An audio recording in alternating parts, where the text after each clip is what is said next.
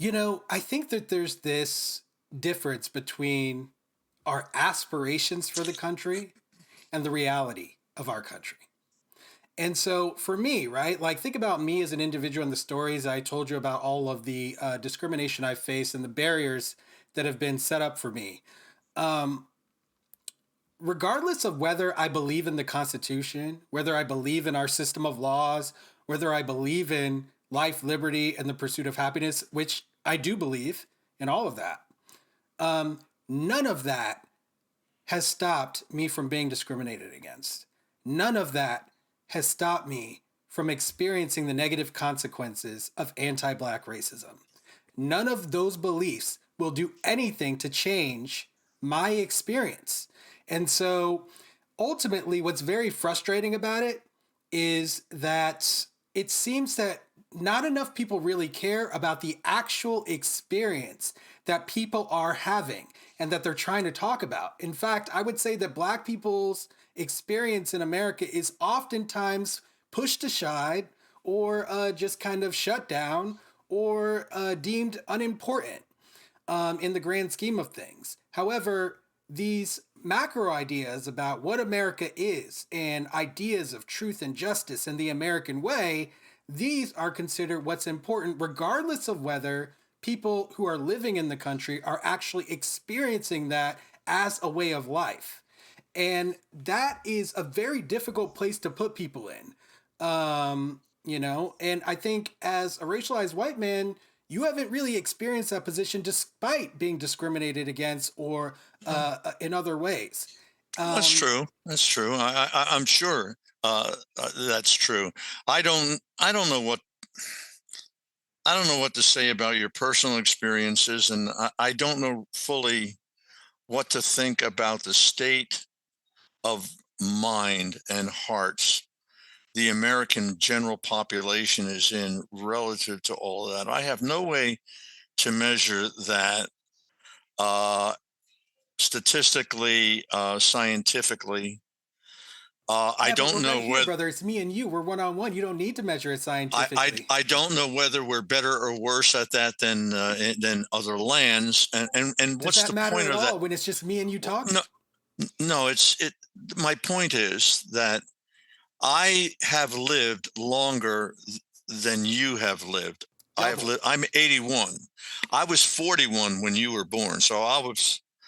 I'm more than twice your age, and I can remember vividly the attitudes of people. I was again going back to my family as they had discussions, family discussions. Cousins and uncles were over.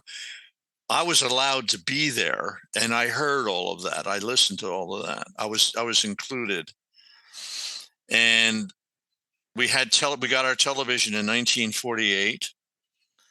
Um, I guess what I'm saying is I'm aware of a lot of the attitude and feelings of people back then.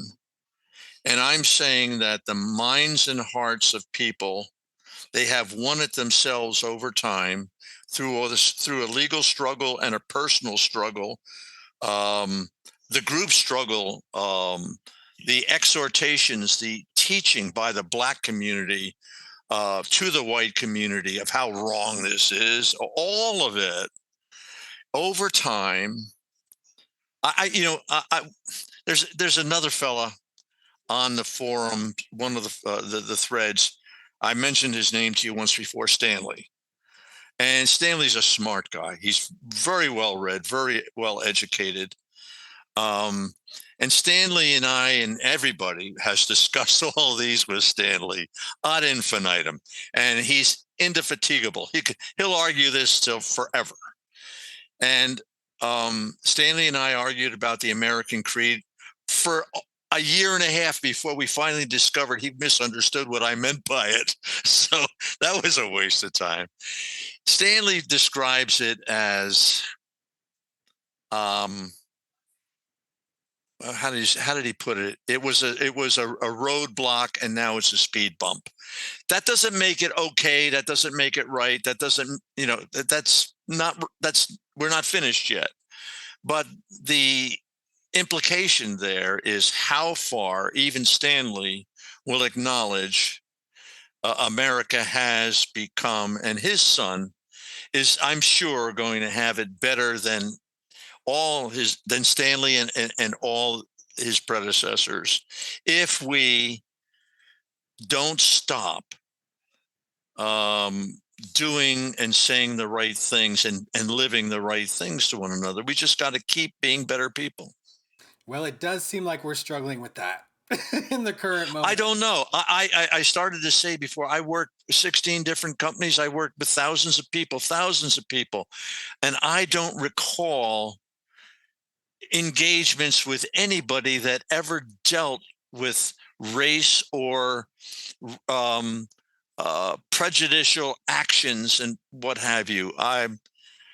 If I just use that alone as a little microcosm, I'd say it almost doesn't exist.